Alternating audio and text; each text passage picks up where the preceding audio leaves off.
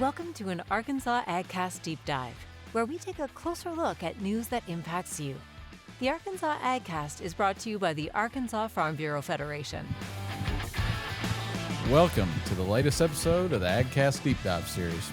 We developed this series as a way to break away from the ag news headlines and take a closer look at a topic that matters to our members. So as always, this show is brought to you by the Arkansas Farm Bureau.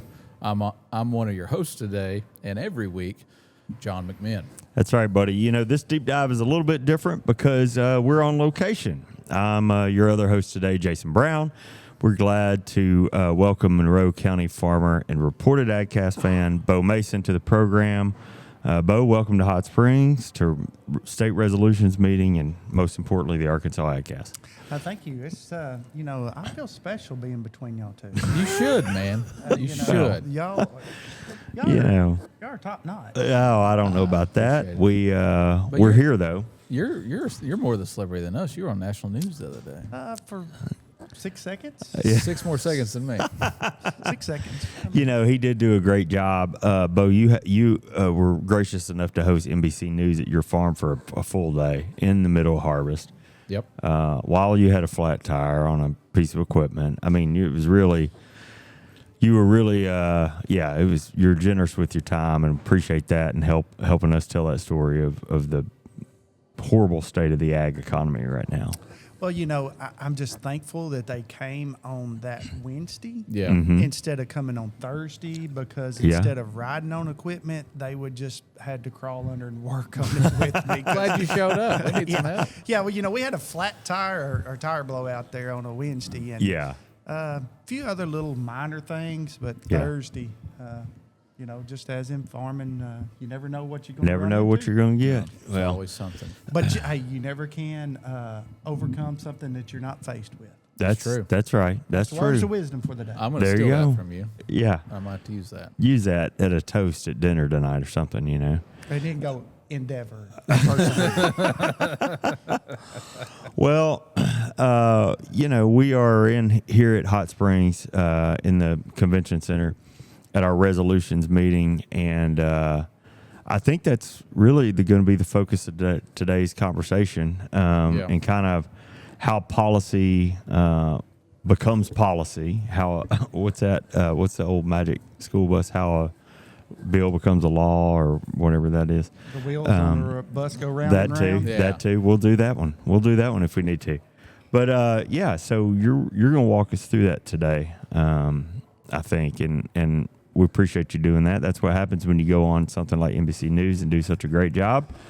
You get called for many other things. Yeah, So, you showed a skill set, and now we're going to pull you into a lot of other things. The moral of this story is, if you say yes one time, they think that's yes every time. Yeah. Oh, he's willing. Yeah. That's right. Just call Bo. Just call Bo. Yeah. Well, you're also our soybean chairman. Correct. Soybean division. Correct. 2 years now? 3? No, I think we're probably 4? 3. 3? 3. I can't remember. You think I would know that because I'm the director. Luckily, of the division, John but has not fired me yet. Yeah. Appreciate all the support. It's been that you great. give me. Yeah. Yeah. I make sure you have your name badge and tell you when and where to be. Yeah. Hey, the when and where surely helps. But me. We kind of got into it a little bit of your background, but before we get into resolutions, like Jason said, tell us a little bit about yourself. You're a farmer, so where are you farming? How long you been farming? What do you farm? Who is Bo Mason? The basics. Yeah. Bo Mason is a middle-aged like fourth, fifth, or sixth generation farmer there in Monroe County, Arkansas. Yeah. I grow rice, beans, corn, sometimes a little wheat. That's pretty much my crop instruction.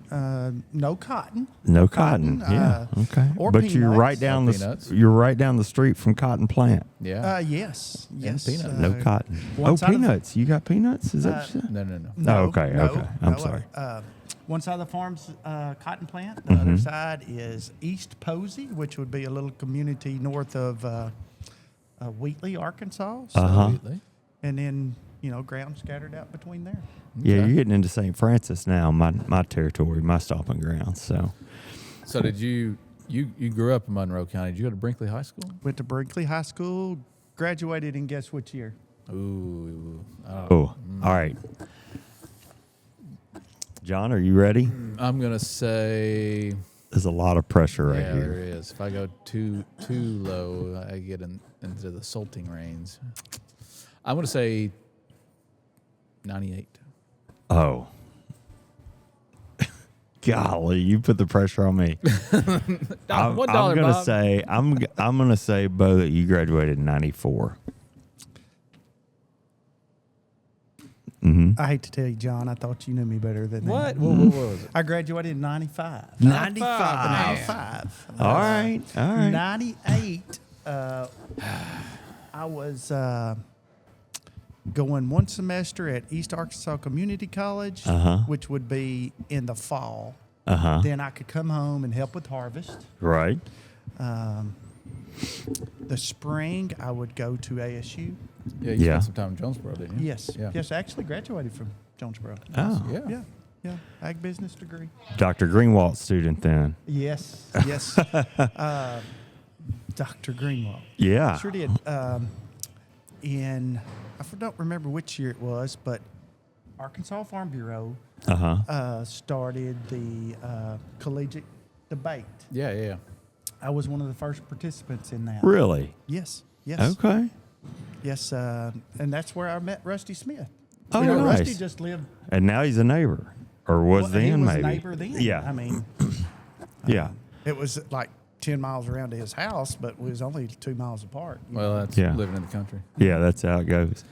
Well, let's turn our focus to the task at hand here. We talk a lot about the grassroots policy process at Farm Bureau, but today's really a shining example of that. Let's start at the beginning. Tell us how policy is introduced at the county level and then gets eventually here to the room and in resolutions. First, let me say today we're here at the resolutions meeting, and this is one of the most important meetings that I have the opportunity to be a part of. That shapes our rural America and our rural Arkansas. Yeah. So now then, getting to the question that you asked. How policy gets here today starts with a resolution. And basically a resolution comes from a county member or a county board that sees a issue, a problem, or maybe an opportunity that they would like us to support as Arkansas Farm Bureau or American Farm Bureau. Yes. Then it gets put in our book. So at the county level, a member will draw up a resolution. It will pass through the county, go to the county annual convention. There it has to be voted on. From that point, those resolutions are sent up to the state resolution committee meeting that we're here at today. And, there may be 13 counties that sent in somewhat the same resolution. Sure. And what we'll do today is we'll kind of combine those resolutions, try to get the wording matched up, what makes the best fit. And if it passes through committee here today, then we will address that at our state annual meeting. And if it passes the vote then it will become transfers from a resolution to policy, and then it would be in our, big policy book. Book. Then any legislator or anybody wants to know what Farm Bureau's stance on, 4-H An issue. and funding or whatever, then they can go through there and it be a resource to know where as Arkansas Farm Bureau we stand. Right. So go into the process, or like how we're structured here during resolutions. There's several different committees. You're on 2 of them, right? Correct. This morning I served on the crops committee. We talked about soybean, corn, rice, cotton, peanuts. Some of those we didn't have any resolutions come in. We still would look at our current policies. Sometimes we have policy cleanup. That's after years that things may not be relevant anymore. Whether it's old policy, whether technologies change or laws have been passed. Sometimes it's just simple grammatical errors that we may clean up, or past couple of years we've dealt with state agencies' names changing, and the policies and the views that's come up from years ago. Those policies are still good, but the names of the organizations that it deals with is not either active or has been changed. So we try to bring that up current to date. So after resolutions, you mentioned it goes to convention, or our annual convention. What is that? How is that different from what we do here? Is there a process within convention as well? Well, there is a process in convention. So it's a lot like what we do here today, but today we try to simplify everything. Do some fact checking, so we get the most out of our time that we spend at state convention, the business session part, so that it flows smoothly and we can cover everything that we need to cover. And then at convention, if there's something there might be something tabled here today or tomorrow, right? Yes. And then we can review that again as a committee there at convention. And then it goes straight to like the main membership, right? Yes. And their representatives that come there. They're voting delegates, Voting delegates. So each county would have a certain amount of voting delegates. Like Pulaski County, they may have 10, 15? Yeah. I'm just guessing. Yeah. Monroe County would have 2. So it depends on the population size. And all. Well, if that policy makes it through to the Arkansas policy book, it could go on to be considered at AFBF convention. What's that process look like? So the American Farm Bureau, so if it's a national policy, after it passes through resolutions and it passes our state convention, then we send it up to nationals. And if it makes it through that resolutions committee, and y'all would have to correct me on this, but every state's president is part of that resolutions committee. Yep. And so, yes. if it passes through that, then it would go to the national convention. And just like at the state convention, each state has different representation, Yes. depending on size. Size, right? And membership size, not population size. Yes, I'm but glad you membership pointed that size. out. And if I recall, Arkansas has 6. Well, 6 it'll delegates? change because membership numbers just came out, I think. So it'll change. You think Yeah. it'll change? Oh, I don't know. I'm just saying it could change. I mean, Correct. it's Correct. based on your current membership numbers. Yeah. But we usually send more than 6. It's usually, you've got your first designated delegate, right? And then like a backup. Yes. So they're a delegate and an alternate. Alternate, that's the Yeah. word I'm Yeah. looking for. Yeah. Yes, There and you then, go. and then we have the people there from state Yeah. also. So So, in the breadth of talking about policy and example and your experience here at resolutions or through the whole process that we go through every year, what is an example of a policy that was particularly important to Bo or impactful, in recent history? What, in your thoughts, what comes to mind? Or something that just stood out to you. Yeah. one last year was over agricultural sales tax exempt. Yeah. Mm-hmm. For ag equipment. It was the rule was always in place. Yeah. But what our membership had asked for is that be put on a card, an ID card, so that whenever you got ready to purchase something that was agriculture tax exempt, that you would have a card with your information right there on it. So one of the things that I heard about that, and I don't want to be pointing fingers, is that sometimes if y'all went into a store and an hourly employee might say, well, I can't prove if you're a farmer. I don't want to get in trouble if I give you this tax exemption. I'd rather just go ahead and charge you tax for it and then let you go back and appeal it with DF&A or whoever that is after the fact. I don't know how commonplace that was, but this is meant to sort of address situations like that. So if I understand correctly, so the tax exemptions that you guys are allowed by law, just to make sure that you actually get those and receive those when you're going in to make these purchases. Is that right? Yes, it just streamlines it. I mean, Yeah. Some people didn't understand. Some suppliers don't understand that. A lot of them do. Sure. Yeah. What's exempt, what's not. But you would have to fill out a form, and they had to put it in file, keep it up with it, for those tax exempts, and just a streamlining of that process. Yeah, that makes sense. That makes sense to me.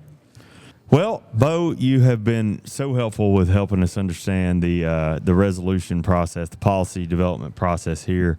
Just wonder if there's anything that we didn't cover that you want to hit. John, I think John will have one more question after this, but is there anything we didn't cover that you wanted to talk about? I guess the biggest thing, the takeaway that people need to understand is this is a process starts at the local level. Everything starts with the local community, and then it works its way up, and it may go all the way to national level.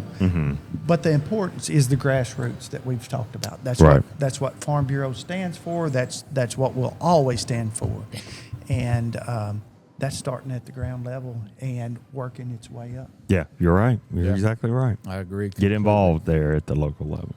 Well, like Jason said, we got one last question for you before we get you out of here.